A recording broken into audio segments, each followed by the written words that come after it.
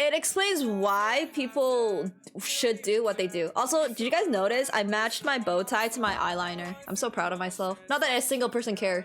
Yeah, we need to decode chess because it's a mystery to most of you guys. Exactly. This is like the perfect app if you don't know what the heck you're doing in your life for chess.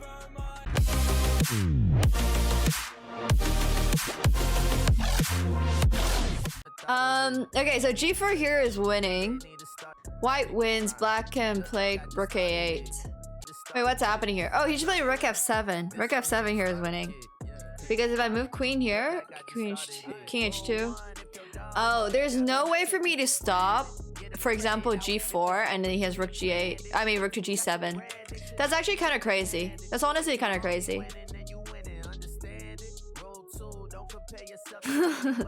Yeah, I'm a pro league player in Poland. How do we find g4? Well, you see, if you use this app, it doesn't. You don't play g4 straight away. What you do is you corner the king, right? And then basically, so king h2 is good because it counters rook a8. So I mean, if I play rook a8, the queen is just under attack. You can take this, but then it like relieves a little bit of the pressure. Instead, what you can just do is play g4. After king takes g4, there's rook g7 here, right? So if you're in check, I mean, if I'm in check, I can't take the queen. There's no queen capture when you're in check. So here, rook g7 is basically just checkmating my king. If my king goes here, well, can you guys see checkmate into rook here, right? And then if the king goes here, and it goes here. So it's literally just like, it just explains all of this to you. If queen g6, now you can just take. If rook g7, everything's just neutralized. This enables rook g5 check. Exactly, that's the whole point. And now rook g5 is with check. And then once the king goes to h4, then there's queen to h6. So this whole thing explains why it is good. Yeah, this is very dope. All right. Yeah, peak Nemo chess for sure. So this was when I was really good. Yeah, I peaked at 16. I got a lot worse. This was before I started playing League of Legends, basically. Yeah, now I struggle focusing on chess. Okay, but this was... Anyways, the point is... Type 1 in the chat if you know who Chickeneas is. Yeah, I stopped learning because I went to go play League of Legends for real. Okay, so for those of you who don't know who Chickeneas is, first of all, he is a Chad. He is an American chess grandmaster. He's won like 5 US championships. He used to be like rank 4 in the world. He reached the final of the FIDE World Championship when he was 22 years old. Basically, he's a Chad. Yeah, he's my former coach, and he's a Chad. He's a total Chad. And he's also like, he's a super grandmaster and all that stuff. So he's super cool, and he streams as well on Twitch, and he streams in English. He's not even Polish. I actually haven't played that many Polish people. Is he built different like me? Yeah, he is. He is. Why is there a women grandmaster and grandmaster? Women grandmasters encourage participation, basically. So. Okay, so anyways, this is all theory, more or less. Wait, I didn't press the decode game button. Looks like a math teacher. He's a lot more than just a math teacher. Yeah, there was a chance for me to perpetual here. So basically, this is one of my favorite games. Because when people ask me who is the highest rated person I've ever played against, Chickeneas is the strongest person I've ever played against. So decode chess basically helps you figure out why you play the moves that you should. I speak good English as Polish. Thank you. Thank you, Vister. Appreciate it. Haven't you played versus Fabi? I played Blitz against Fabi. That doesn't really count. Gata was not my coach. Gata met me through this game, basically. And then he was like pretty impressed. And then after that, he was like, yeah, okay, I might coach you. So about decode chess, right? The way it works differently is a little bit because it explains why. In this position, black played h5. It's good because it threatens to play c5. Do you guys see like how simply it explains what happened? Yeah, you guys are hearing lore right now. This is like my past. This is literally everything that I've done in the past. So basically, on every single move, here, next move, h5. I played bishop g5. Oh wait, no, I played g3, right? So it says I played g3, but it doesn't really like this move. Now the real question is, I beat Magnus in football. I actually didn't beat him. I actually lost. so we don't talk about that part. Anyways, but basically here, I should have played bishop g5 because this would be better. As this literally says, it tells me it threatens to play rook e1 first of all, and threatens the knight on e7. Simple stuff, right? Now, why is g3 bad? Okay, let's go forward. Why is g3 not that good? Okay, so I love how Deco Chess actually says what God I should have done. c5 would have been better because it threatens the pawn on d4, enables c4, prevents white from controlling e5. This is really important because center, right? So these things are all about like the center.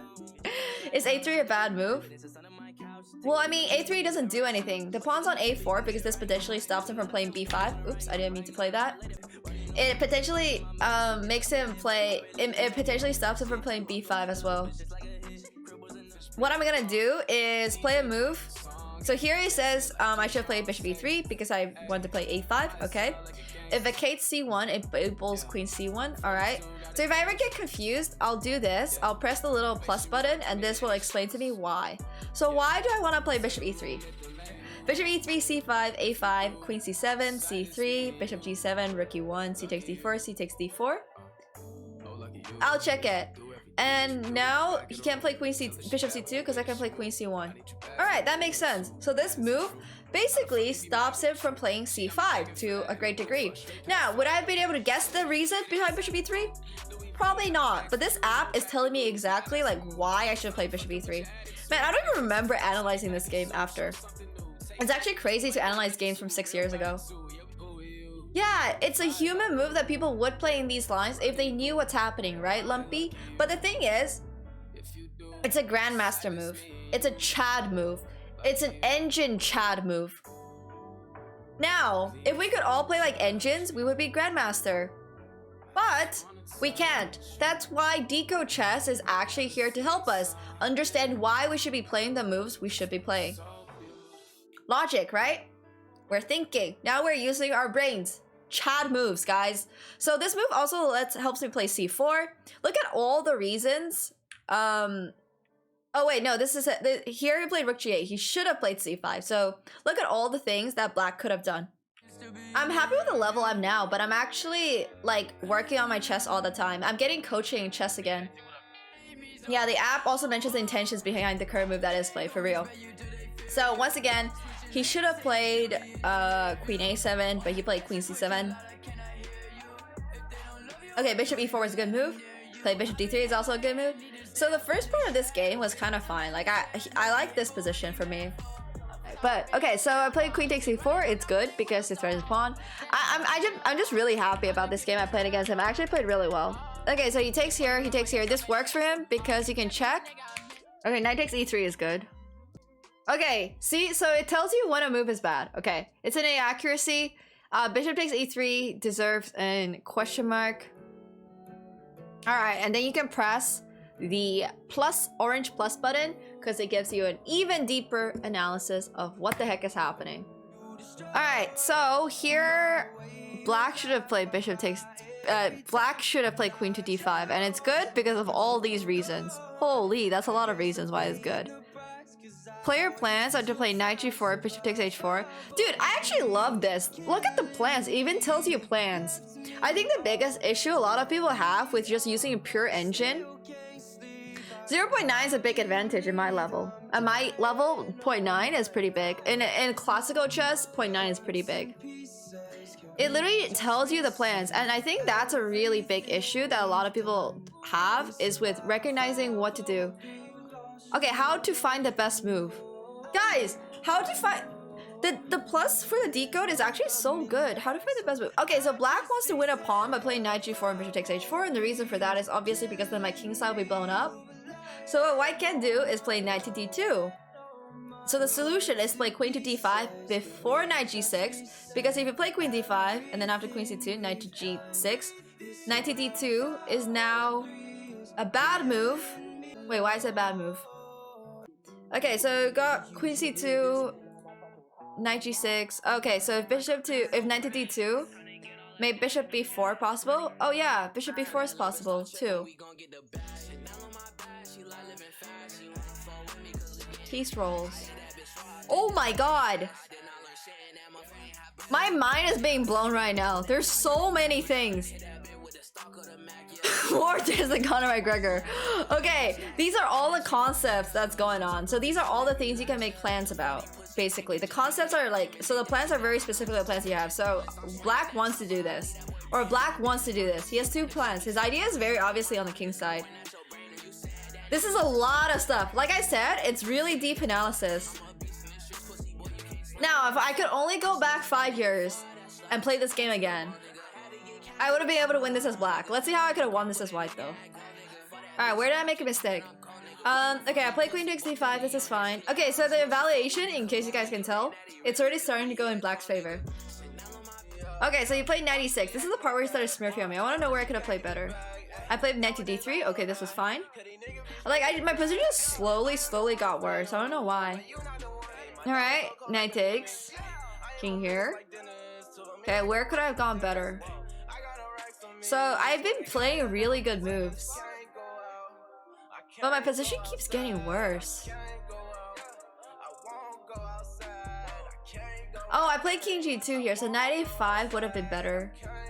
Okay, but here, I should have played knight to e5 straight away. That's what I should have done. Alright, so knight e5 would have been better because Venus pawn on c6. Okay, that makes a lot of sense.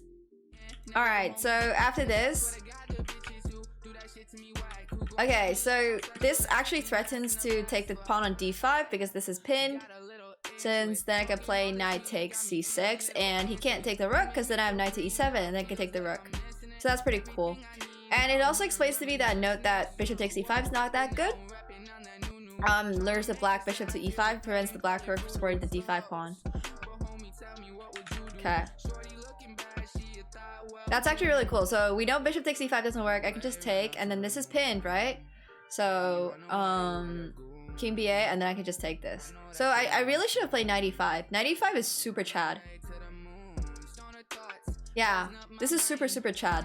Look at this analysis. This is better than anything I can give. Honestly. Taking the rook is even material there. Yeah, if you just take back, right? Yeah, 4 pawns for 4 pawns. This should be a draw. And against somebody like Kamsky, I'm pretty happy with a draw. Like, realistically, if I could get a draw against Kamsky, that is chad. So, all of these things, the best continuation is bishop takes, and then just here. Okay, so this is a hard position to draw, but the engine says this is the best continuation, so... 95 would have been pretty good. I can go even deeper if I want to. You can teach an engine when it's wrong sometimes. Well, I think the engine is correct here. Look at how it says bishop takes e5. So the black has a pretty big advantage here. My position just slowly went downhill, but it's just crazy how good Gata is. Sleep. I'm just having fun looking at the analysis, honestly. I haven't really thought about this game in a really long time. Okay, so this game is obviously just lost. I lost the piece here because I got my rook trapped and he just could play this. So the idea was originally that I could take here or something or get my rook out, but like obviously you can just take back, right? So I just took on c6, play rook takes c6. Okay, so all of this, I'm just lost here. I'm not gonna like talk over these moves. I'm just losing.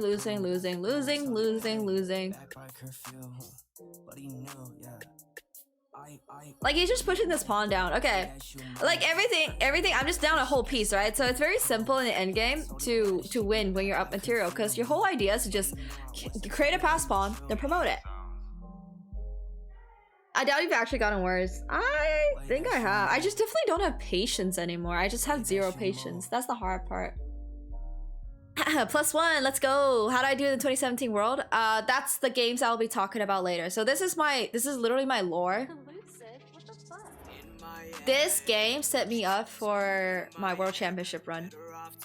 Okay, so here I had a chance to draw. Let's see what happened. So you can see how Decode Chess is still telling me like what moves are good. Okay, let's see what my big mistake. Alright, so rook takes d2 is still good. Rook takes d2 is good. Play queen e5, it's good. You can see here why it says it's good. And let's see where I made my mistake. Okay, so here, the entire game, most of the game I was lost, right? And this is the one chance I had to draw. So I played queen b4. Queen b4 was not good. Queen c6 would have been better. Alright, so here, should play queen c6. So this would have been better for all of these reasons. Do you guys see this? Doesn't seem that much better. So the reason that queen c6 is a lot better is because it's actually a perpetual. And basically, with queen b4, what happens is that his king can get defended by bishop d4. It threatens to play all these check moves and escapes captured by the queen as well, right? So that's why it's a very minor detail, but the difference is that when I play queen to c6, I'm threatening first the king and the knight, and he can't bring his bishop to defend. Yeah, so I have to attack him on the light squares, basically. It threatens to play bishop takes d2, it threatens to back down on e6. Look at all these reasons. Enables queen b5 check. Oh my god, there's just so many reasons why this was such a better move. And so if king d3 right now, I can just take the rook on d2. Okay, let's see what happens if he takes. Oh my god, look at all this.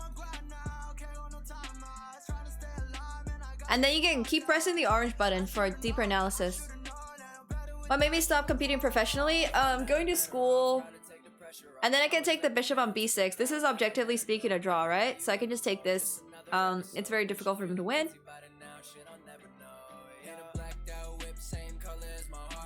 Yeah, basically I stopped competing because of League of Legends. I love playing Spanish. Do you remember why you rejected queen c6 as a move during the game? I was in time trouble, so I played the first check that came into mind, and sadly it was just the wrong one.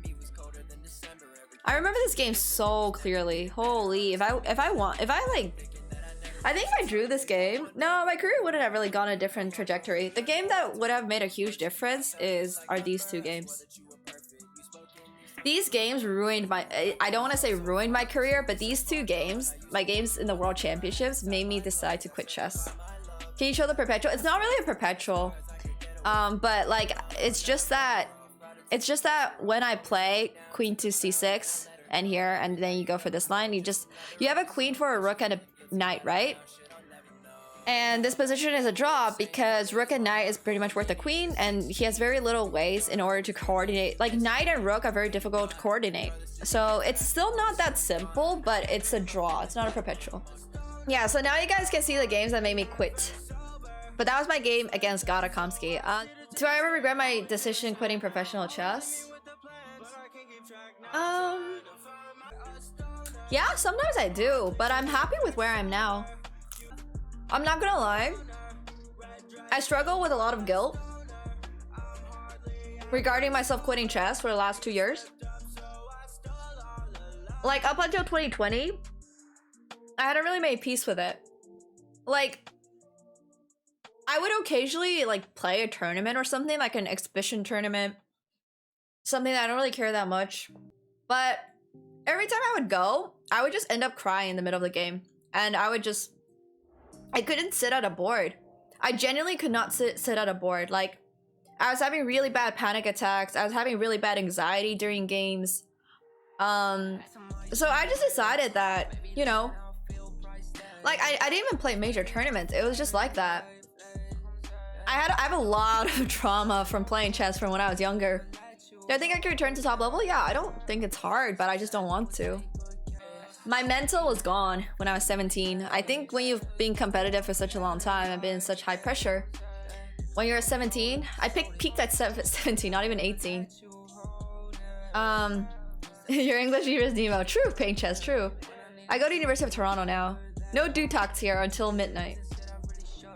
But yeah, for me, chess has been an interesting story. Yeah, I used to think that, like, I had to always do what other people wanted me to do. And in a way, I don't regret quitting chess. I don't regret getting into chess. I used to regret both. Can you imagine? Can you imagine regretting quitting chess and at the same time regret getting it? I regretted quitting and playing and getting into it at the same time. It was so much guilt. It was just so much guilt. Like, it was just, oh my god, it was like the roughest time of my life. Like, 17, 16-year-old me was like not okay. I was not okay at 17, 16. It was just something else. Yeah, it's just like I regretted getting into chess, and then I also regretted quitting chess because I knew I could do better. I regretted the time I lost. I regretted the childhood I missed out on. I regretted a lot of things. But at the end of the day, like, I realized that I wouldn't have gotten the same opportunities as I would have gotten if I hadn't played chess. So I'm grateful for that. What 17-year-old kid is okay? That's true. So I did what I did and I needed for my mental health. I quit chess. Yeah, thank you, Zaze. I appreciate it. I just quit chess for a few years and now I'm happy being back. I've been like really thinking about this. Yeah, I got to visit a lot of countries, but I was also sick for half of those trips. I think a lot of people think that I don't think people know the like I'm pretty public about everything, but a lot of people just hold assumptions about me that are entirely not true. My health was deteriorating by the time I was 15, 16, 17. I was sick at every tournament. Like the same issues I have now in my 20s, I had before. It wasn't like that's why I say I'm not really worried about my health right now because I've had these problems before, right? So like my health was deteriorating, my mental was deteriorating. It was just so rough. But that's why I'm just so much happier now. And like, for example, this game I played was definitely one of the better games I've played. All right, here I should not have played knight g4. Oh wait, no, knight g4 was good. Wait, where was my biggest mistake? C takes d4 was bad here. Okay, c takes d4 is bad here. I could have just played rook d7 because it pins the pawn on d4. Look at how simple evaluation is. Knight c4 is such a good threat. So knight c4 is a good threat because you're putting your knight. Okay, wait here. Instead of having me explain it, what if I just let Decode Chess explain it to you, so I don't have to do the work? But we want you to explain it. I'll load it on Decode Chess and then you guys can see it for yourself. I'm outsourcing. Exactly. No, but for real. Okay, wait. So instead of knight c4, that's not what I want. Knight c4 is good. Okay, knight c4 is good because oh wait, here does it say why? It's a previous move, right? Okay, wait, queen d1. Queen d1 is normal. Okay, so knight c4. Wait. This work? Oh, here we go. All right, so why is knight c4 good? There's the button. What was I talking about? Oh yeah. Lumpy was asking me why knight c4. So knight c4 is good because he basically has to play bishop a1 since it escapes capture. And like this is a good position, right? Because my knight can't get kicked away from c4. Alright, so what are some plans here? Alright, so these are plans for white. So I want to play something like c takes d4. My knight's just vibing on c4 since he can't kick it out. Don't get why taking is good. Doesn't it help his bishop? Wait, why? I mean, if he loses his bishop, right? That's not good for him. Also, this bishop is really Chad because it's basically on a long diagonal. You always want bishops on long diagonals. Like, if I open up the position, then it's good for his bishop. That's why my move was bad. You can see the valuation going up. Because now there's one less pawn in front of his bishop. See? So there were two pawns in front of his bishop, which means it was really difficult for him to enable his bishop. But now I take this. Now, his bishop only has one pawn, and this pawn can move up. And this will give his bishop the entire diagonal. So a move like knight c4 blocks the c3 pawn from coming up. And his bishop will be significantly less Chad. I literally don't even like know how to commentate chess anymore because my two words are built different in Chad. Those are the only two words I know at this point. Okay, so this was a bit of an inaccuracy. It's good because it vacates f6 and enables f6. True.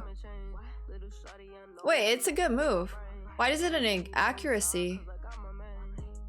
Huh?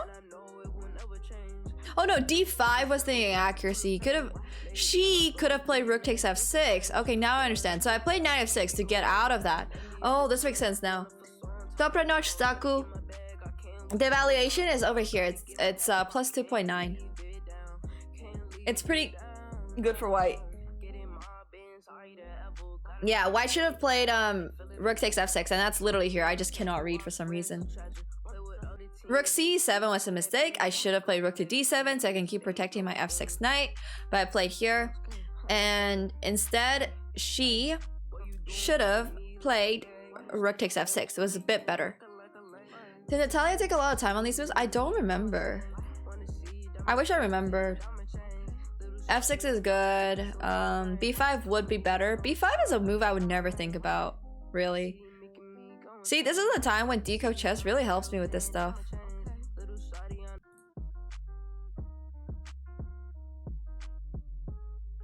I was getting in time trouble here. Yeah, b5 to play knight c4 is hard to see. b5 is very counterintuitive, but the idea of b5... The idea of b5 is to obviously play b4, right? Because we're Polish. But actually b5 is for moving the knight to c4 and moving queen to b6. So you're actually activating 2 of your pieces. Okay, so here we can see white has a big advantage, sure, but you guys can also see like every single plan here. It's pretty cool. So something that white wants to do is maybe play bishop takes e5. So it says here rook c5 is good. Vacate c1, enables rook fc1, threatens the black pawn on b5 and all that stuff. I hope you guys realize I'm doing this for myself. I don't even care about you guys anymore. I just want, I'm like reminiscing about when I was good at chess. Like, I'm not even joking. I'm literally reminiscing about the, like, I'm like tearing up right now. I'm like remembering these games because I haven't seen these games in 3 years. No, I'm not in pain. I mean, like, no, this is like old stuff. Like, this is old content. This is old me playing chess. I don't even remember these. I've been playing chess since I was 3. Yeah, it's been a really long time. I'm still cracked at chess for sure, but this was built, like, this was different type of chess, you know? Yeah, trading queens was good for me. This endgame, I played really well and I drew it. See how I played this so accurately? Is move 33, knight takes g7 working?